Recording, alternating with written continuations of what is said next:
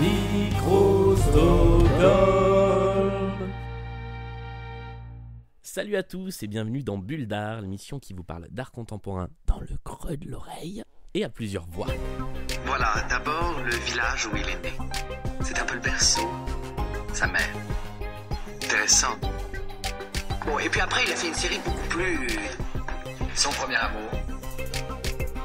Et évidemment son autoportrait. Triche pas, quoi. Deuxième épisode de la Big Bulle d'Art, l'émission dans laquelle on est réunis à plusieurs autour d'une table avec du thé et des financiers pour parler d'art contemporain, pour vous présenter nos coups de cœur, nos petites sélections d'art contemporain et puis pour parler avec un ou une invitée dans chaque numéro. Et on commence ce tour de table à ma gauche avec Alice qui est chargée de médiation, community manager dans diverses institutions culturelles. Salut Alice. Salut. Alors de quoi est-ce que tu vas nous parler dans ta mini bulle d'art aujourd'hui ? Alors il faut que je vous dise qu'hier, j'ai bravé les émeutes entre Gilets jaunes et CRS pour atteindre le jeu de paume et voir l'exposition de films et de photos de l'artiste Ana Mendieta. À ta gauche, Julie qui écrit également sur l'art, qui Instagramme sur l'art et dont la spécialité est l'art bien glauque, on l'a vu la dernière fois. Mais je crois que cette fois c'est un petit peu différent ce dont tu vas nous parler. En effet, bonjour à tous. Aujourd'hui, je vais vous parler donc de Grayson Perry, qui est un personnage haut en couleur, et je ne parle pas que de ses robes.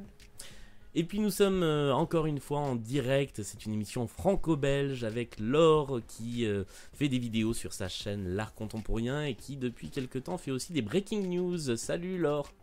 Bonjour.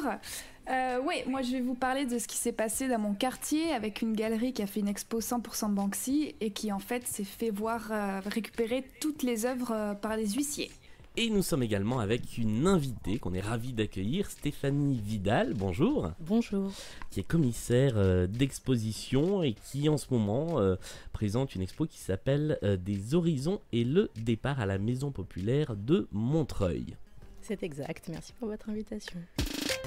Alors merci Stéphanie d'être venue autour de cette table, prendre un thé, manger des financiers et parler d'art contemporain. Et donc parler de cette expo qui s'appelle donc Des horizons et le départ, mais qui fait partie d'un cycle d'exposition. C'est ça qui s'appelle En fuyant, il cherche une arme et qui a duré toute l'année à la Maison populaire. C'est quoi ce cycle d'expo et c'est quoi en particulier cette troisième expo ? Alors, ça me permet de resituer un petit peu ce qu'est la Maison populaire et ce cadre très particulier qui est proposé. Donc, en quelques mots, je vous explique pour contextualiser. La Maison populaire est assez atypique dans le paysage de l'art contemporain français parce qu'elle permet à un commissaire indépendant d'être sélectionné par appel à projet et de proposer un cycle de 3 expositions ainsi que les événements satellitaires autour, en finalement proposant vraiment d'investir toute la direction artistique sur une année. Donc En fuyant, il cherche une arme, est le titre que j'ai donné au cycle, qui vient répondre à une question qui a été proposée par Annie Agopian, la directrice du lieu, autour de proposer une réflexion autour de l'art, c'est ce qui résiste, une citation extraite d'un propos de Deleuze. Et donc moi j'ai répondu à cette citation en m'emparant d'une autre citation de Deleuze où il parle en disant qu'il pense à un prisonnier américain qui dit je fuis mais en cherchant je cherche une arme, c'est-à-dire je crée quelque chose. Donc je me suis emparée de cette phrase pour répondre à Deleuze par Deleuze un peu parce que c'est toujours difficile en proposant donc En fuyant, il cherche une arme qui en 3 parties essaye de comprendre quelles sont les méthodes ou les essais ou les tentatives de résistance dans un monde où le numérique a changé un peu la texture de notre expérience au quotidien. Donc à travers 3 expositions, la première qui vient un peu teinter ce contexte, le renseigner. Elle s'appelait Des surfaces dénuées d'innocence. La deuxième, elle, s'appelait Des outils pour fêler. Et elle montrait comment des artistes en fait créaient des dispositifs pour des individus, des peuples ou des collectivités, afin qu'ils s'en emparent dans les moments qui précèdent les révolutions ou suivent les soulèvements. Et la dernière, donc Des horizons et le départ, elle s'intéresse en fait à la façon dont des artistes tentent de forger des nouveaux mythes, en fait, des nouveaux récits appuis pour que le futur, donc ces horizons vers lequel on tend, ne ressemble ni au présent ni au passé. C'est une expo qui est assez exploratoire et sur le fond et sur la forme parce qu'on y retrouve des œuvres sur des supports qui utilisent des techniques qu'on n'a pas forcément l'habitude de voir. Il y a une artiste qui utilise l'impression 3D, il y a une autre artiste qui utilise par exemple la réalité augmentée. Quelle est la place justement de cette question de l'exploration dans l'expo ? Alors, en effet, le sujet est là un petit peu spéculatif et les techniques et technologies qui sont utilisées par les artistes sont à l'image du monde contemporain. Donc l'art contemporain s'empare de tous les matériaux possibles. Dans l'exposition d'avant sur ces outils, il y avait autant des structures qui faisaient appel à du béton, à de l'acier, qu'à des réseaux mesh ou des réseaux à du Wi-Fi. Donc là, c'est plus finalement des technologies de l'image, parce qu'on est dans un monde où on cherche à se projeter, à inventer des nouveaux mots, des nouvelles formes, des nouvelles façons justement de conceptualiser un avenir avec des formes un petit peu différentes du présent. Donc l'accent a été mis justement sur ces œuvres qui projettent des formes un peu inédites. Donc en effet, il y a le cadre cinématographique, on a un diptyque de 2 grandes vidéos, là, qui est une forme auquel on est assez habitué, mais doublé en diptyque propose un écho, propose quelque chose d'un peu différent. Donc dans un lieu aussi très immersif, je vous parlerai de la scénographie peut-être un peu après.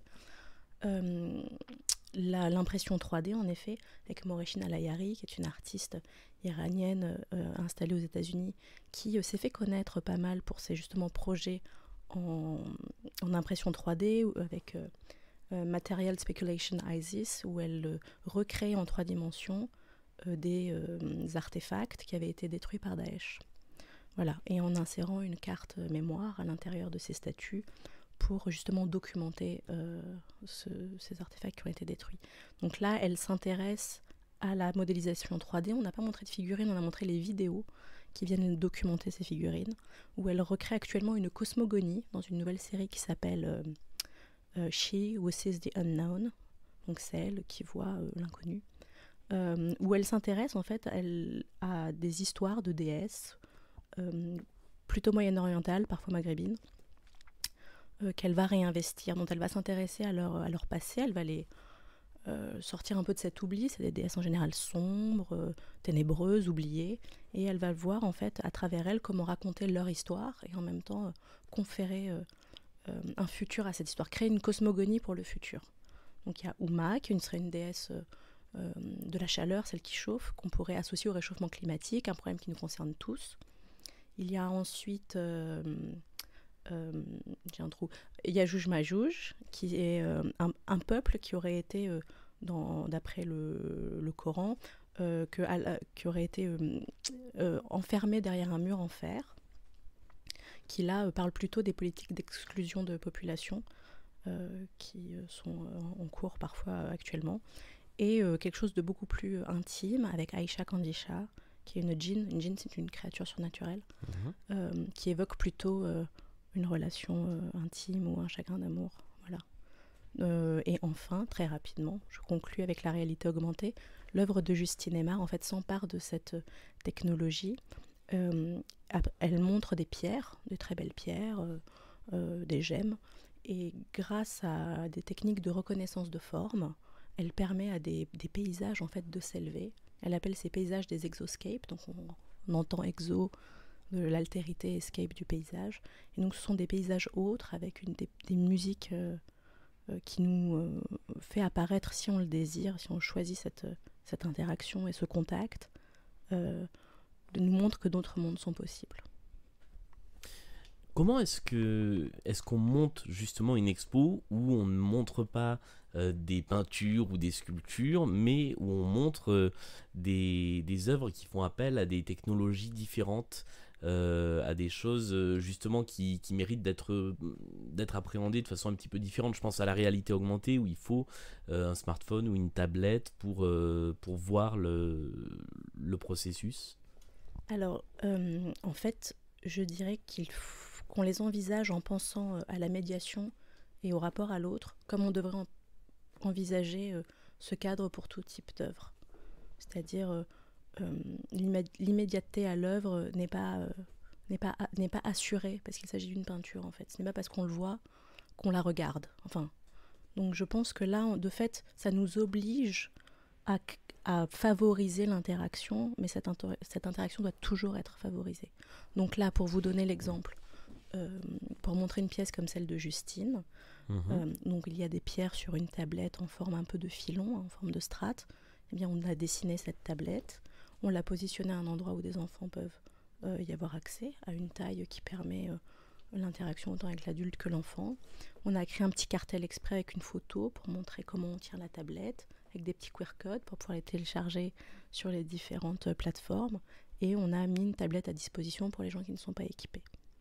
Justement, la place de la médiation dans une expo comme celle-là, où le propos de base est assez pointu, assez poussé, comment est-ce que vous travaillez pour que finalement l'expo soit accessible aussi bien à quelqu'un qui va être passionné par le sujet et immédiatement voir tous les enjeux, qu'à un public moins averti ou un public d'enfants?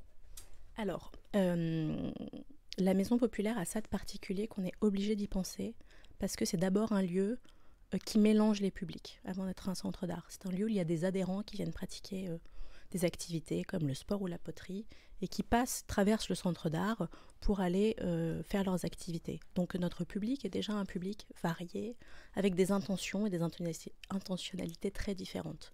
Donc de fait, c'est à prendre en compte. Ensuite, comment on fait ? On essaye justement de favoriser cette rencontre de plein de façons, en travaillant l'espace, en travaillant les supports de médiation, en travaillant avec les équipes en interne qui font de la médiation. Des visites sont proposées à toute personne qui le demande. Il y a des visites organisées par des groupes et il y a énormément d'écoles qui viennent. Donc il y a beaucoup d'enfants qui viennent voir les expositions. Donc en fait, tout un dispositif est déjà présent par la Maison Populaire et en tant que commissaire, chacun sa pratique, mais c'est vrai que moi, la médiation est très importante, vu que par exemple, dans cette exposition dont nous parlons, des horizons et le départ, l'enjeu même est l'importance de la narration. Donc la médiation ne peut pas être non envisagée. Alice ? Oui, non, quand j'ai visité l'exposition, justement, il y avait une classe qui visitait avec une médiatrice et qui leur a très bien fait comprendre justement l'approche des œuvres. Par exemple, sur la vidéo avec les DS en 3D, elle a commencé à leur parler de Donald Trump, en fait, pour expliquer aussi la question de l'exclusion des immigrés. Et elle leur a demandé « Est-ce que vous connaissez Donald Trump ?» Les enfants « Oui !» Et qu'est-ce que vous connaissez de lui ? « Il est raciste !» Alors, pour donner un peu de contexte, cette vidéo, c'est celle que Moreshin Alayari a créée. On parle de Yajouj Majouj, qui est une vidéo qu'elle a fait en 2017, tandis qu'elle était à Berlin pour le festival transmédial, où elle présentait un projet qui s'appelle The Additivist 3D Cookbook. Excusez-moi sur le titre, je suis peut-être floue. Qui était un PDF qui rassemble plein de propositions réelles ou spéculatives pour faire des choses en impression 3D en fait. N'importe qui peut s'emparer. Et tandis qu'elle était à Berlin, elle a entendu qu'il y avait donc ce ban qui empêchait toute personne de certaines nationalités de rentrer aux États-Unis. Donc elle ne savait pas trop comment, si elle pouvait rentrer chez elle ou pas. Donc grand et froid en fait. Alors que Uma, la première figure qu'elle a créée, et en fait, je vous la décris très rapidement. C'est une figurine avec 3 têtes. Et donc, pour ceux qui nous écoutent et qui connaissent un peu l'histoire de l'art, elle évoquerait les figures un peu à la Titien, avec les 3 visages, qui évoquent le passé, le présent et l'avenir. Donc là, on a une figure un peu comme ça, sombre.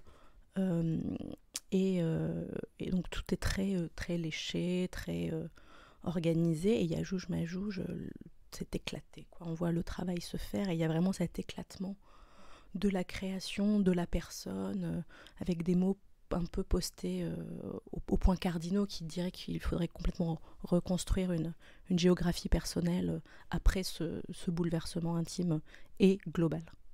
Du coup, il y a pas mal d'œuvres qui sont à la croisée des chemins entre une technique artistique et une technique scientifique ou technologique. Moi, ça m'a fait penser à une expo qui avait été montrée au Palais de Tokyo il y a quelques années sur des œuvres, je cite, qui n'étaient pas d'art. Est-ce que c'est quoi en fait le moment où on se dit on est sur un objet technologique et on passe à quelque chose d'artistique quand on réfléchit à des œuvres à intégrer dans une expo? Alors, c'est une question qu'on me demande souvent. Il y a un artiste d'ailleurs qui m'avait dit toi qui travailles sur les œuvres limites, et j'avais beaucoup aimé cette expression, elle m'avait un peu questionné ma propre pratique. Mais en effet, en fait, je pense que il y a une différence entre quelqu'un qui travaille de la 3D parce que parce qu'il appartient à une entreprise qui lui demande d'opérer une tâche dans un but particulier, convenu, avec un rétro-planning et 500 personnes derrière, et un artiste qui s'en empare comme il pourrait choisir un autre médium pour tenir son propos. En fait, je pense qu'il s'agit de... limite, c'est presque plus une question de métier qu'une question de médium, en fait. À partir de quel moment on considère qu'une activité est centrale dans sa vie, et là, on fait tout pour la mettre en œuvre.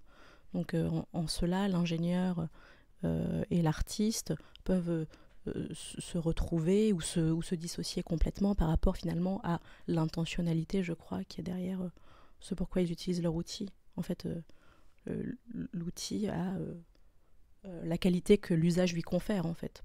Alors il y a quelque chose d'autre de très particulier dans cette expo, c'est la scénographie. On rentre dans un espace qui est très sombre, avec des meubles, du mobilier qui est assez inhabituel. On se retrouve devant des banquettes avec des formes particulières. Il y a aussi un gros bloc lumineux à l'entrée pour lire les feuilles d'information qui sont imprimées sur du papier à moitié transparent. Là je l'ai, c'est presque du papier calque. C'est du papier calque. C'est du papier calque.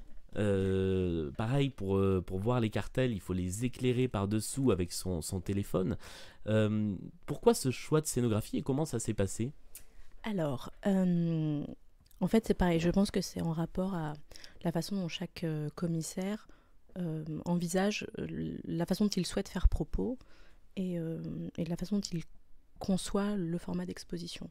Pour moi, une exposition, c'est un rendez-vous qui a lieu dans un temps et un espace donné, donc vous y êtes rendu dans un temps et un espace donné, mais c'est aussi quelque chose qui déborde et qui doit être ressenti de plusieurs façons. On fait propos, mais pas que par le regard, aussi par le déplacement et plein d'autres choses. Donc j'ai souhaité que chacune des expositions explore l'espace, en fait, en soi, dans la façon dont on montre et dont on cherche la relation. Et donc les scénographies sont très différentes, elles ont été conçues comme ça. Et pour m'aider, en fait, à les mettre en œuvre, pour m'aider à rendre tangible, en fait, mes intentions. Par exemple, je savais que la première, je voulais travailler avec plutôt du papier, la deuxième avec du tissu, la troisième avec de la lumière. Bon, quand on n'est pas scénographe ou habitué au design d'intérieur, ça reste des mots. Donc je me suis associée à Studio Ravage, qui est une petite agence de jeunes femmes qui sont spécialisées dans le design et le graphisme, pour qu'elles m'aident à transformer ces mobiliers que j'avais en gribouillis ou en mots en véritables meubles. Donc là, ce qui m'a intéressée sur cette dernière exposition, c'est d'avoir ce côté un peu de la projection, de l'immersion et de donner l'idée du signal et de la lumière. Donc il y a un peu ces côtés, les bancs sont en forme un peu de débarcadère, comme si on était dans un port. Ils ont la forme assez franche du port, ou celle un peu circonflexe du rêve. On est dans ce monde-là, on est là pour s'asseoir, mais en même temps pour pouvoir se projeter, car dans le départ, il y a beaucoup d'attente aussi, il y a beaucoup de contemplation, d'introspection. Et les œuvres sont autant visuelles que sonores, donc il faut créer des conditions favorables aussi à la rencontre à l'œuvre. Enfin, donc la lumière, c'était aussi l'idée un peu de ces phares, pour moi, qui sont blancs et noirs sur les bords de mer d'Iroise, qui ont été construits sur des cailloux par des gens très téméraires, parce que personne ne voulait, comme tout avancé, le faire au début, quoi. Donc il y avait un peu cette idée-là de faire signal et de questionner aussi notre rapport à tous aux technologies, donc en activant les cartels, ce qui a été le cas à chaque fois.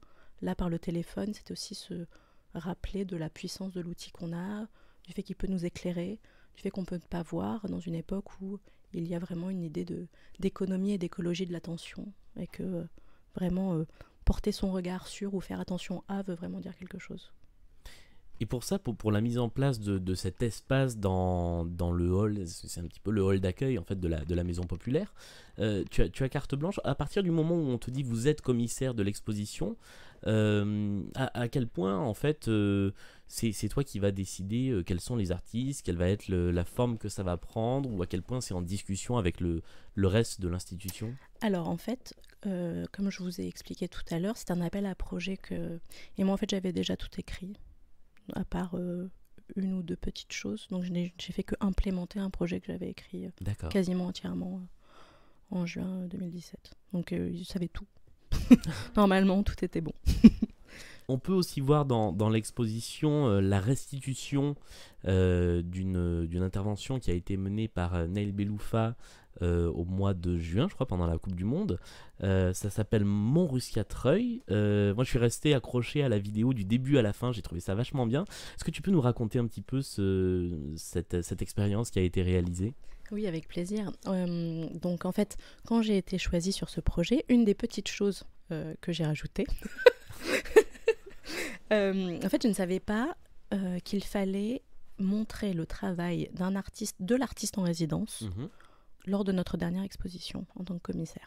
Voilà. D'accord.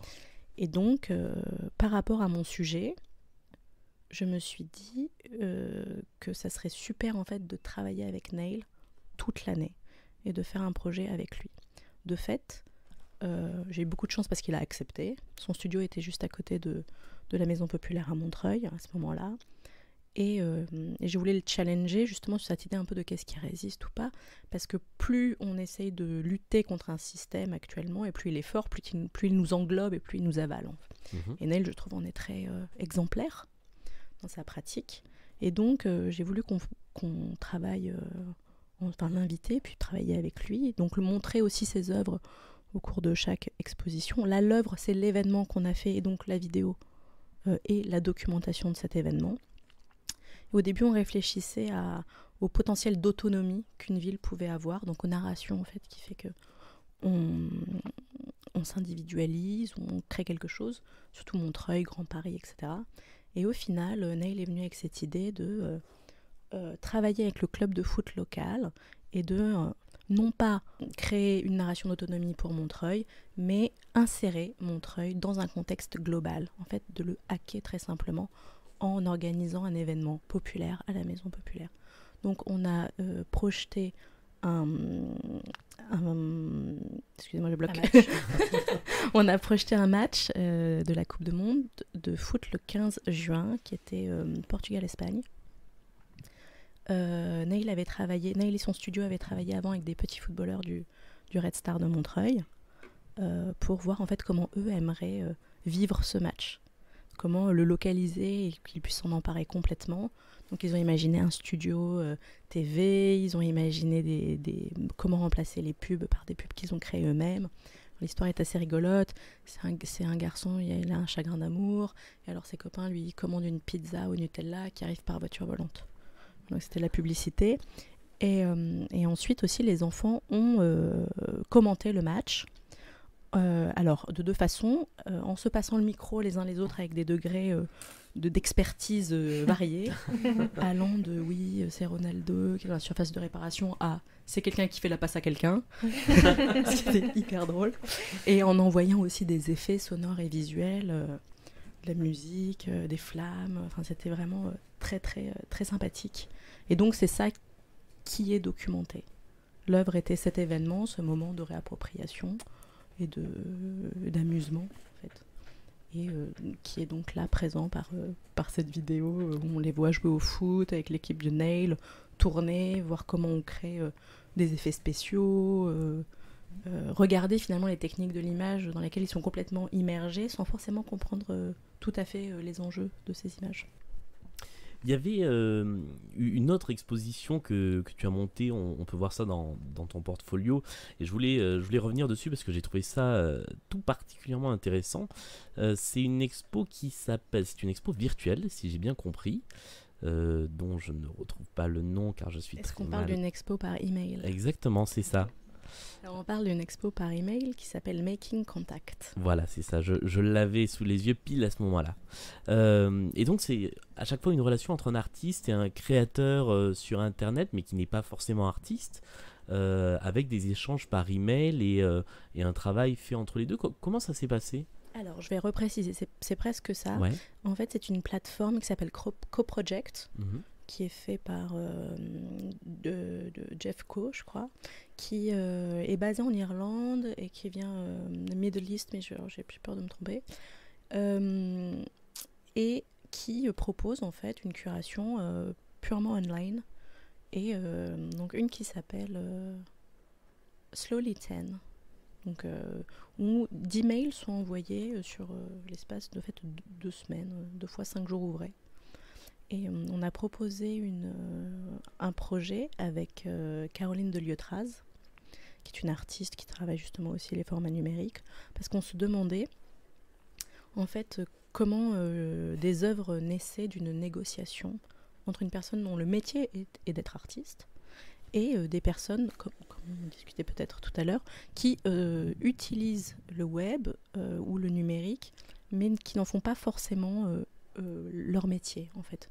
Donc, en fait, on voulait explorer. Donc, il y a toujours cette idée d'exploration. Je pense que l'art est aussi ce moment de tentative, d'essai, et pas que de figer quelque chose. En fait, il y a quelque chose de très exploratoire dans les arts contemporains. Et donc, voilà. Donc là, on est allé... on a regardé comment s'opérer ces relations. Aussi parce que Caroline avait créé une œuvre où elle avait contacté une jeune femme qui fait de l'ASMR. Donc l'ASMR, c'est une technique qui permet, en faisant des bruits ou même en faisant des gestes aussi, parce que ça peut être... Doucement dans un micro comme ça, ou en le tapotant. Donc oui, voilà, c'est ça. En créant en fait des stimuli sensoriels. Donc ils peuvent être visuels en bougeant les mains ou auditifs en faisant plein de choses. Il y a des triggers, ce qu'on appelle, voilà, des déclencheurs en fait de sensations. Et elle avait travaillé avec Rikita ASMR, qui est une youtubeuse française. Et donc elle lui a proposé de manipuler certaines de ses œuvres et ainsi aussi de les faire basculer dans leur régime d'existence, en les mettant en ligne, en les mettant en lien avec un autre public, etc. Et de fait, on avait essayé de répertorier en fait d'autres... comment en fait, voilà, des artistes étaient rentrés en relation avec des personnes compétentes, entre guillemets, les mots sont encore à trouver, qui utilisent un outil ou qui ont une capacité. Donc ça peut être fan de Keanu Reeves, ça peut être une capacité en fait. Est-ce que ça peut marcher avec Michel Sardou et comment en fait un artiste est une personne ayant une capacité. Ça peut être danser, hein, comme la Horde avec les jeunes danseurs. Ou il y a un youtubeur qui écrase, il a une chaîne entièrement où il détruit des objets à la presse hydraulique. Voilà, donc comment en fait des artistes vont se rencontrer ces personnes et vont négocier ces œuvres, et qu'est-ce qu'est l'œuvre pour les deux, comment chacun envisage cet objet et quel est le régime de regard, de public et de qualité de ce qu'il est. Eh bien, merci beaucoup. Je crois qu'on arrive au terme de la première partie de l'émission. Donc, je rappelle que l'exposition s'appelle « En fuyant, il cherche une arme », 3e partie, enfin 3 sur 3 des horizons et le départ. C'est à voir jusqu'au 15 décembre, donc il vous reste assez peu de temps, à la Maison Populaire. Et je crois qu'on vous recommande globalement d'aller voir cette exposition. Voilà, sinon ce serait bête quand même de t'avoir invité pour finir par dire « Non, n'allez pas voir l'exposition ». Merci beaucoup pour votre invitation. On reste ensemble encore pour la 2e partie de l'émission, donc les bulles d'art de chacun, enfin de chacune autour de cette table. Mais avant ça, c'est l'heure de l'entracte du jeu. Suite au succès considérable du jeu de la dernière fois qui était nom d'œuvre d'art, nom de chanson de Michel Sardou ou les deux. On remet ça avec vrai ou faux nom d'exposition. Comment on choisit d'ailleurs un nom d'exposition est-ce que le nom peut arriver dès le début de la conception ou est-ce que ça vient à la toute fin? Alors, je me permets l'anecdote. Pour le cycle, je l'ai trouvé parce que j'ai googlé plusieurs fois je cherche une arme, étant persuadée que j'allais avoir une fiche S. Je me suis dit que je tenais vraiment mon propos, mais qu'il fallait vraiment que je change. Donc, par contre, les 2 premiers titres étaient trouvés immédiatement. Le premier, je l'aime pas trop, mais il est très bien. Le deuxième, il m'allait tout à fait. Le dernier, j'ai mis beaucoup de temps, parce que je n'aimais pas mon titre de travail. Et je l'ai trouvé vraiment à la fin. D'accord. Comme une petite révélation, mais tardive. Donc là, il y a une petite sélection de une douzaine de noms. Donc certains sont des vrais noms d'exposition, d'autres sortent de mon cerveau malade. Donc l'idée va être de me dire à chaque fois si oui ou non il s'agit d'un vrai titre d'expo. Laure, est-ce que tu es en temps réel avec nous Oui, j'essaie de me... Il y a mon chat qui m'attaque. D'accord. Alors j'essaie de me défendre sans faire de bruit. Il ne veut pas que tu gagnes. Elle est horrible. L'enjeu de ce jeu sera que la personne qui gagne détermine l'ordre des chroniques qui suit, puisque la dernière fois personne n'était d'accord pour commencer. Donc là c'est l'une d'entre vous qui décidera qui commence, qui continue et qui finit. Stéphanie, évidemment tu peux jouer aussi. Et c'est de la pure question de rapidité, donc c'est à la personne qui répond le plus vite. Je prends mes petites fiches. Alors donc, véritable expo ou pas du tout, promenons-nous dans les bois. Vrai. C'est une vraie expo. J'ai acquiescé, j'acquiesce encore. C'est de la radio. J'ai oublié. Et c'était au pavillon Vendôme il y a 2 ou 3 ans. J'ai pas la date exacte. Bavardage avec art entre parenthèses. Vrai, non. Ah, Eh bien si. ah oui. C'est une véritable c'est expo. vrai. Oui, je me suis fait voler mon nom. C'est un collège vers Poitiers qui a organisé une exposition qui s'appelle comme ça. Donc on a 1 point pour Alice et 0 point pour tous les autres. Bah si, Laure, elle a dit non. Non, elle a dit faux. Elle a dit J'ai faux. donné toutes les réponses. Donc j'ai forcément une bonne. Intermarché avec art entre parenthèses. Faux. C'est vrai. Ah. Tellement tordu. Et c'est un projet qui a été mené par les étudiants des Beaux-Arts de Paris dans un intermarché. Ça, j'ai pas la date à nouveau. Espèce de gros lard avec art entre parenthèses. J'ai envie de dire vrai. Mais non, c'est faux. Bah ouais. Là, c'était la seule qui ne marchait pas. Bah oui. Merci Raymond. Vrai. Vrai. Raymond 1, Raymond... Oui, c'est ça. C'est C'était à ça. la Monnaie de Paris il y a 2 ou 3 ans aussi. 2 points pour Alice. Merci Michel. Encore gagné.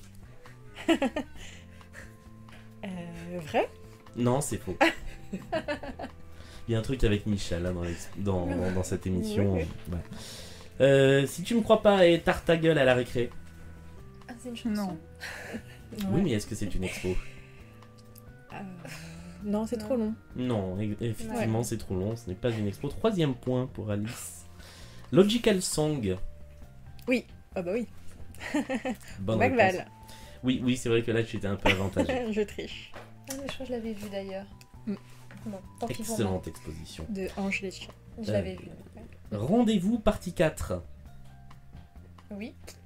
Ça peut tellement exister. Bah ouais. Oui, mais non. Non Non, Ah. c'est le titre d'une chanson de Jean-Michel Jarre. Ah. À l'ouest du sud de l'est et à l'est du sud de l'ouest. Oui. Oui. Oui. Bonne réponse. Est-ce que tu sais où Non, c'était? mais ça me dit quelque chose. C'était au Centre d'art contemporain de Sète. Ah bah oui. 1 point donc. Ah bah je l'avais vu. Ah bah voilà. Oui, oui, je confirme. Mémoire croisée, dérive archivistique.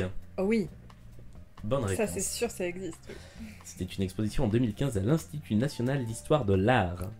Réexposition, constructivisme et abstraction du XIIe siècle à nos jours. Oui. Non, Non. pas du tout. Tu as inventé ça? J'ai inventé ça. J'ai pris des mots au pif et je les ai mis côte à côte. François Morlaix, Mormois. Ouais. Non. Non? Non, Oh, C'est... quand même pas. bah elle était belle. Ça aurait pu. Ceci n'est pas une exposition. Oui. Ouais. Oui, c'est une bonne Sûrement, réponse de ouais. Julie. C'est Laure qui a dit oui. Ah, c'est Laure qui a dit oui en premier? Oui. On me dit dans l'oreillette que le point va à Laure. 1 point donc. C'était une exposition qui a été présentée à Milan en juillet. Et le titre est en français dans le texte. Saucisse Melba. Vrai. Vrai.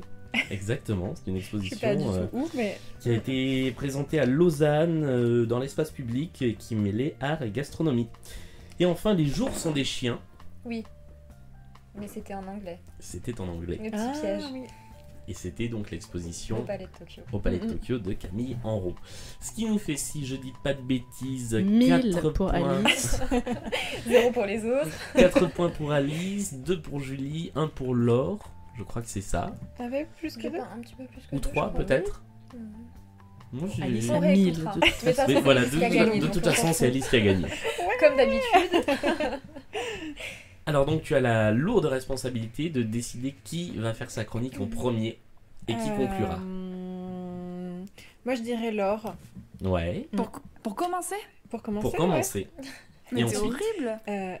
Mais non, comme ça, c'est fait. Comme ça, Comment on se faire des t'entend, ennemis. Laure. Laure, Julie et moi. Ah bah voilà, tu te gardes la dernière place. Eh bien, allons-y comme ça. Donc, Laure, c'est à toi, puisque tu as été désignée par Alice. Donc, tu vas nous parler de ce qui s'est passé dans ton quartier, avec une exposition un petit peu louche qui a fini de façon un petit peu bizarre, si je résume.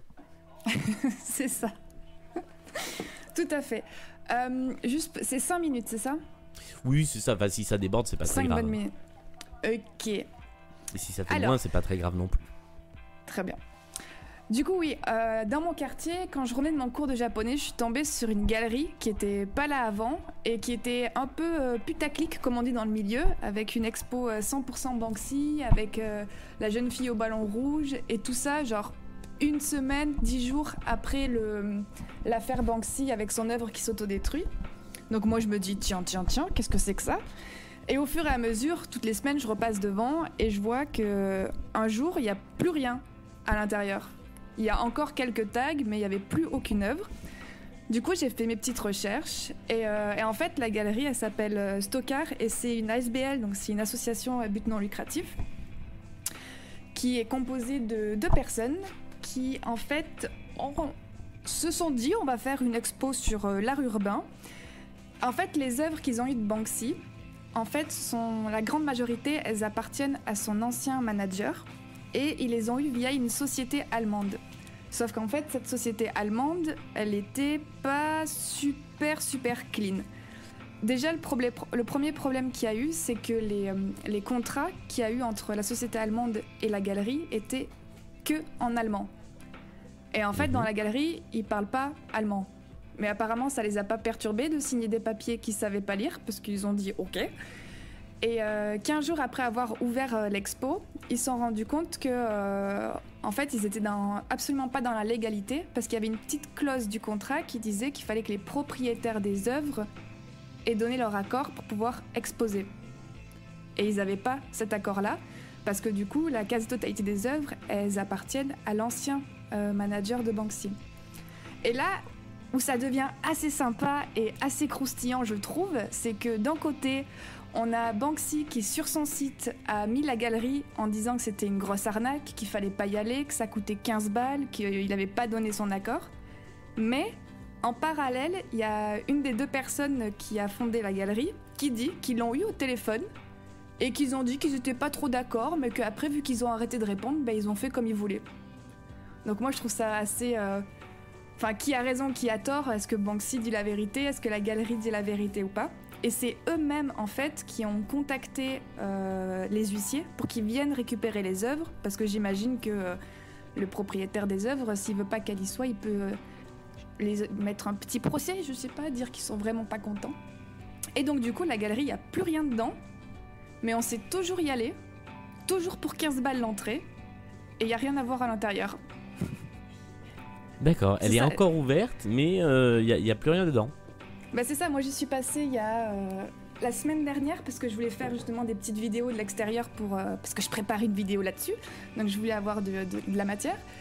Et j'ai vu qu'en fait c'était ouvert, j'ai vu des classes de primaire rentrer dedans, et du coup je regardais par la fenêtre pour voir ce qu'il y avait dedans, et en fait il reste des tags qui sont des citations de Banksy, la boutique, très très important, la boutique est toujours là. Et j'imagine, d'après ce que j'ai compris, qu'il y a des œuvres d'autres street artistes dans le sous-sol, mais tu paies toujours 15 balles pour une expo 100% Banksy, alors que il y a plus du tout de Banksy dedans. Ouais, c'est à la limite du génie. Du coup, voilà, ça a été ma petite enquête du mois de novembre, cette histoire. Et alors c'est assez dingue en fait, cette histoire où on a l'impression que tout le monde a escroqué tout le monde en fait. Ouais, c'est ça.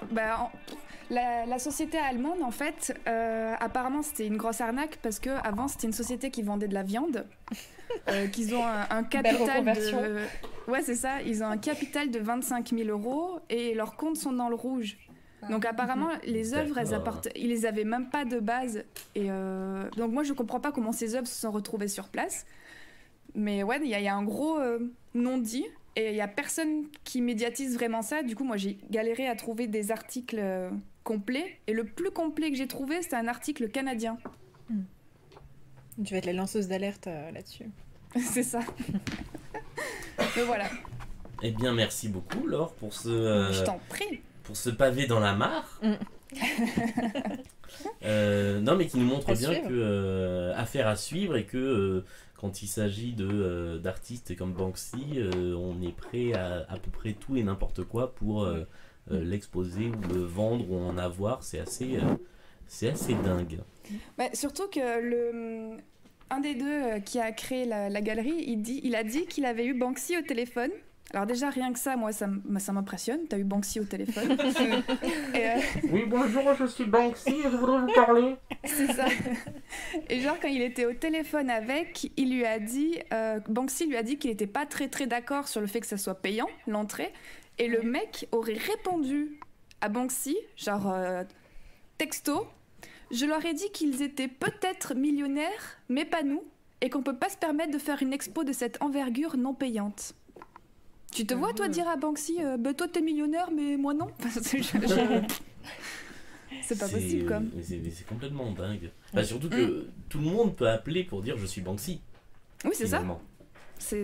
Ça n'a aucun sens. Et en plus, les deux personnes qui ont créé la galerie, c'est pas Yvette et Patrick sortis de nulle part. C'est des vraies personnes dans le milieu de l'art bruxellois qui sont des vrais gens réputés, quoi. Le mystère reste entier. Nous suivrons cette affaire tout au long des prochaines bulles d'art.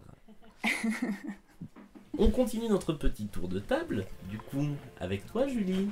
Tout à l'heure, je vous présentais ma petite chronique en vous expliquant que j'allais vous parler de Grayson Perry, donc un personnage haut en couleur et pas que par ses robes. Donc aujourd'hui, à la Monnaie de Paris, on peut voir la première grande exposition française de cet artiste britannique. Donc intitulée Vanité, Identité, Sexualité, l'exposition propose une rétrospective de cet artiste trop peu connu en France. On retrouve des œuvres de Perry justement dans le monde entier, et si vous passez par Londres d'ailleurs, vous verrez peut-être au British Museum, à la Tate Collection ou encore au Victoria and Albert Museum certaines de ses pièces. Mais aussi à Maastricht, New York, Melbourne, Amsterdam, bref, partout dans le monde.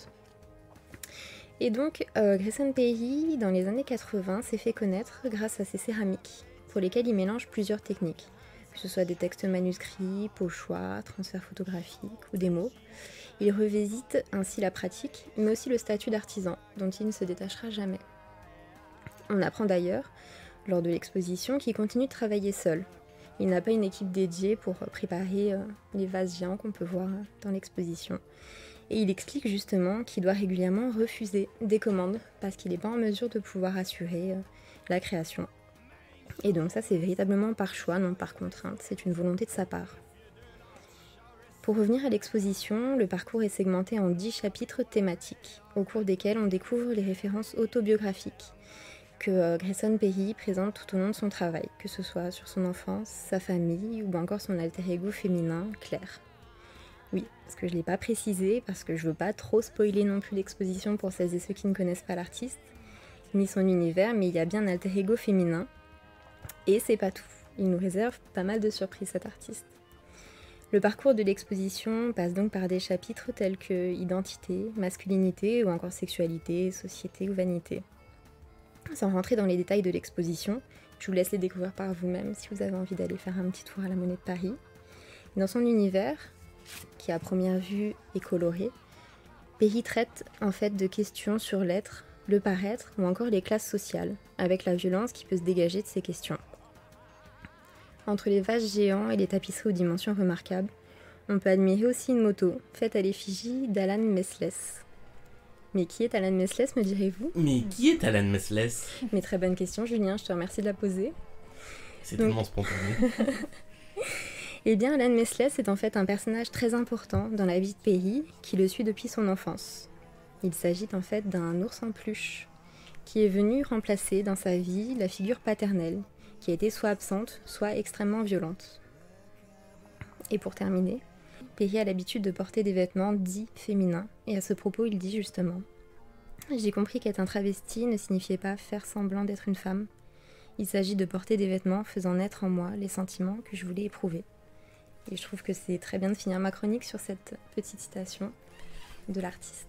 Eh bien, merci. Donc, l'exposition, elle est à voir à la Monnaie de Paris jusqu'au 3 février. Donc, c'est l'expo que tu nous recommandes dans cette émission. Tout à fait. Laure, on te demande pas jusqu'à quand on peut payer 15 € pour aller voir des œuvres de Banksy qui n'y sont pas. Hein. Ah, mais on peut jusqu'à fin décembre. Jusqu'à fin décembre. Ok, Oui. très bien. Si vous passez par Bruxelles, allez donner 15 € à un espace vide. Pour l'exposition de la Monnaie de Paris, je tiens quand même à préciser qu'il faut être assez ouvert d'esprit et qu'une pièce est déconseillée aux âmes sensibles. Voilà. Mais rien de glauque à mon goût. D'accord. Pour une fois. Si je suis une âme sensible, je peux y aller ou... Je sais les lieux que tu peux fréquenter, donc je sais que tu peux très bien aller voir cette exposition. Comme ça, c'est très très bizarre. Disons que je sais que tu es open concernant les hommes qui se travestissent. Ah oui, d'accord, très bien. Je faisais référence Oui, au cabaret Madame Arthur. Voilà. Mais sinon, voilà, âme sensible ou âme fermée d'esprit, s'abstenir peut-être de cette exposition. Sinon, pour tous les autres, allez-y, c'est à découvrir. Le lieu est magnifique, la Monnaie de Paris est un lieu magnifique. Et l'artiste vaut le détour. Ou alors, âme fermée, allez-y, peut-être que ça va vous ouvrir les chakras. Ça peut être ça. Ça peut, ou ils peuvent en ressortir encore plus convaincus qu'il y a des choses contre nature. Quoi ? On continue. J'apprécie que tu aies dit je sais les endroits où tu vas et non pas je sais ce que tu fais de tes samedis soirs parce que ça aurait été vraiment très très très bizarre. Je ne sais pas ce que tu fais de tes samedis soirs. Je ne te le dirai pas. Personne ne sait. Mais c'est un lien avec Michel Sardou. Toujours. Ah bon. Il va vraiment falloir que j'arrête de parler de Michel Sardou à chaque fois. Chronique suivante. Yes. Avec Alice donc qui a bravé vent, marée, gilet jaune et barricade en feu pour aller au Et jeu de lacrymo, pommes et ouais, c'était pas facile. qui a fini par être évacué d'ailleurs je crois hier en fin de Tout journée. à fait, et qui est fermé aujourd'hui, même à cause des émeutes d'hier. Ouais. Voilà, donc pour les gens qui nous écoutent, nous enregistrons le dimanche 2 décembre. Ouais. Voilà, puisque à l'heure où vous nous écoutez, il n'y a pas eu de bombes lacrymo hier, ou alors c'est vraiment qu'il y a un petit problème. En même temps, qui sait si vous pourrez nous écouter, parce que l'apocalypse est pour bientôt. Peut-être que nous n'aurons plus d'internet dans 3 jours. Alors, Anna Mendieta au Jeu de Paume, c'est une exposition que j'attendais avec grande impatience, car on a rarement la chance de voir le travail de cet artiste, et enfin, le Jeu de Paume lui offre une véritable rétrospective, et va présenter une vingtaine de films et quelques photographies qui y sont associées. Ce sont des films qui sont tournés en Super 8, ils sont présentés en regard les uns des autres dans plusieurs salles. Ce sont des films assez courts et généralement dépourvus d'une narration, on a plutôt l'impression d'une carte postale un peu poétique. En général, ce qu'on voit, c'est un plan fixe, un paysage naturel dans lequel l'artiste va mettre en scène son propre corps, qu'il soit immobile ou en train de faire des petites actions. Alors Anna Mendieta, je ne sais pas si vous avez beaucoup entendu parler de cet artiste auparavant. En tout cas, je vous fais un petit topo. C'est une artiste originaire de Cuba qui est née à La Havane en 1948 et qui s'est installée aux États-Unis en 61 pour ses études. Et elle commence sa carrière au début des années 70. Et justement, le titre de l'exposition, c'est « Le temps et les histoires me recouvrent ». Vrai titre. Vrai titre, comme on pourrait être dans le jeu de tout à l'heure. Et ça vient en fait d'une phrase de l'artiste à propos de sa toute première œuvre qu'elle a réalisée en 1973 au Mexique. Dans cette œuvre qui s'appelle Imagen de Yagul, elle s'allonge dans une ancienne tombe aztèque. C'est une excavation dans le sol qui, avec le temps, a été envahie d'herbes folles. Et puis elle s'allonge et elle va couvrir son corps de fleurs blanches qu'elle a achetées. Et tous ces végétaux, ceux qu'elle a apportés et ceux qui étaient là avant elle, lui font penser au temps et à l'histoire. Donc c'est pour ça qu'elle dit que le temps et l'histoire me recouvrent. Et effectivement, sur l'image, on ne distingue plus que vaguement sa silhouette humaine parmi toutes les pierres et les plantes autour d'elle. Effectivement, dans ses œuvres, on sent bien cette recherche qu'elle a d'entrer en symbiose, en communion avec la nature. Et plus tard, elle va poursuivre ce travail sur sa propre silhouette à travers une centaine de films au cours de sa carrière. Par exemple, elle s'installe nue sur le ventre dans un ruisseau pour laisser le courant glisser sur sa peau. Ou alors elle sculpte sa silhouette dans des matériaux comme le sable ou la terre. Ou encore elle s'allonge dans l'herbe et elle recouvre son corps de pierres qui vont s'écrouler petit à petit à cause des mouvements de sa respiration. Et dernier exemple, elle enflamme une silhouette en bois à l'aide de feux d'artifice. Alors on voit que les éléments fondamentaux comme l'air, le feu, la terre sont vraiment essentiels dans son travail. Et elle montre aussi une relation particulière au sang, un autre élément. Le sang à cause de ses propriétés magiques, de son utilisation dans des rituels, que ce soit païens ou catholiques, et aussi à cause de la place que le sang peut avoir dans la vie des femmes. Parce que c'est une artiste femme. Et tout ce lien à la nature, aux forces de l'univers, toute cette poésie qui se dégage de ses œuvres en font des propositions très touchantes et assez fortes. Il faut ajouter à cela que l'artiste a eu une très courte carrière puisqu'elle est décédée en 85 à l'âge de 36 ans seulement. Et puis sa mort a eu lieu dans des circonstances troubles en fait. On n'est pas sûr que ce soit un suicide ou un meurtre. En fait, elle est tombée de la fenêtre de son appartement au cours d'une dispute avec son compagnon, qui était à l'époque le sculpteur Carl André, très connu. Ouais. Et bien sûr, lui aussi, il est très connu dans l'histoire de l'art, alors qu'elle a été un peu oubliée. Et du coup, les féministes se sont beaucoup emparées d'Anna Mendieta, d'abord pour dire qu'effectivement, il y avait quand même un mystère autour de sa mort, que c'était pas clair, et que c'était sûrement Carl André qui l'avait aidé à passer par la fenêtre. Bon, on ne sait pas. Et aussi parce que voilà, c'est une des rares artistes femmes. Mais voilà, cette histoire de courte carrière, ça m'a donné envie de vous parler de quelques artistes qui ont disparu assez jeunes. Et en fait, on pourrait presque parler d'un cercle des 27 de l'art contemporain. Vous savez, comme il y a le club des 27, toutes ces rockstars qui sont mortes à 27 ans, je sais pas ce que vous en avez en tête. Amy Winehouse, Amy Winehouse, Janis Joplin, Jimi Hendrix, Jim Morrison, les Doors, ouais. Michel Sardou. Ça, il est encore en vie. Alors dans le deux rock, fois 27. 3 même. Dans le rock, la cause de décès, c'est souvent l'overdose. Mais dans l'art contemporain, on a des cas plus variés. Alors par exemple, donc, Jean-Michel Basquiat, qui est aussi exposé à Paris en ce moment à la Fondation Vuitton, lui, il a bien succombé à une overdose de drogue à l'âge de 27 ans. Lui, c'est vraiment rockstar. Mais donc j'ai d'autres exemples à vous soumettre. Il y a Michel Magérus, qui est un artiste luxembourgeois qui est mort à l'âge de 35 ans. Il est mort si jeune que ça ? Ouais. Ah ouais. Dans un accident d'avion, le vol Luxair 9642 qui revenait de Berlin en 2002, assez récemment. Félix González Torres est mort à l'âge de 38 ans, il est mort du sida. Ouais. Et puis, alors plus loin dans le temps, Yves Klein est mort à 34 ans d'une crise cardiaque en 62. Et en fait, tout comme Piero Manzoni, lui aussi est mort d'une crise cardiaque et juste quelques mois plus tard. Voilà, c'était ma minute glauque aussi de mon côté. Oui, vous avez échangé vos chroniques. C'est ça. Oui, complètement. Et juste pour conclure, pour revenir au jeu de paume, je voudrais signaler l'initiative de l'institution qui, pendant une semaine, a confié les clés de son compte Instagram à Lorraine Bastide, la fondatrice du podcast La Poudre, qui fait un peu de copinage, que je recommande comme podcast. Et pendant une semaine, elle a fait des stories où elle a livré son regard féministe sur les expos de Anna Mendieta et l'autre expo qui est en ce moment au jeu de paume de Dorothea Lange. Eh bien, merci beaucoup. J'ai appris plein de trucs. Je ne savais pas que Manzoni et que Yves Klein étaient morts si jeunes. Ce qui prouve que la valeur n'attend pas le nombre des années. Non. Et qu'on peut mettre du caca dans des boîtes avant 30 ans.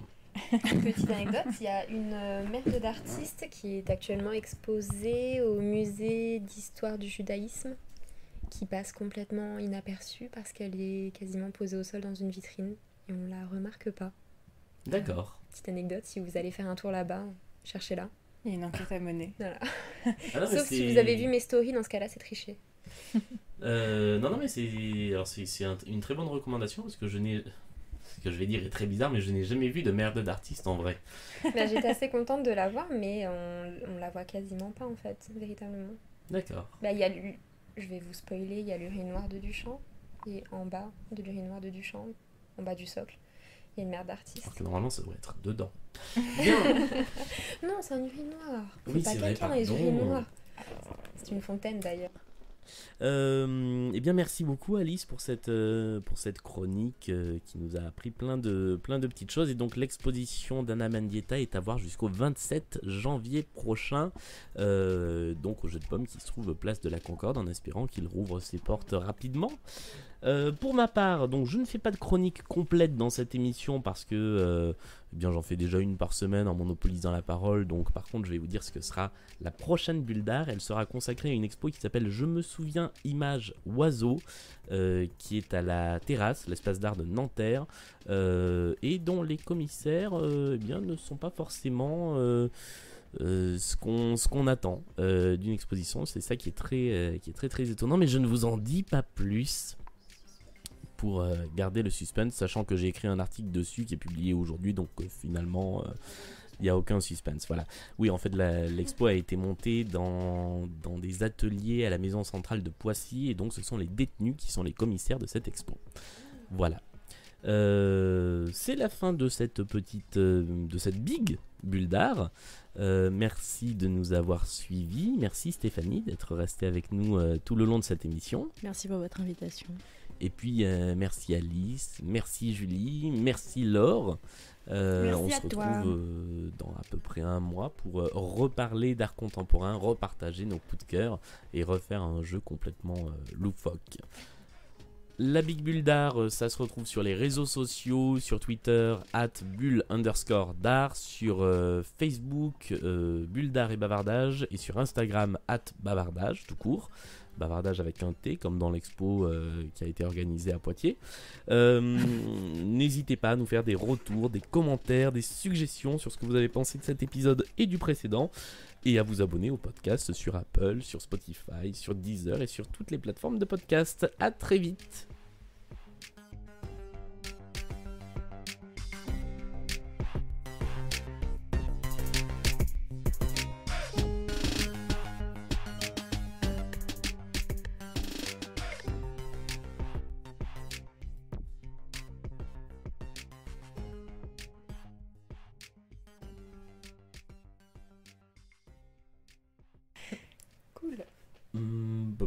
J'ai oublié un truc. Michel Sardou. Non, pas cette fois. Ah si, voilà.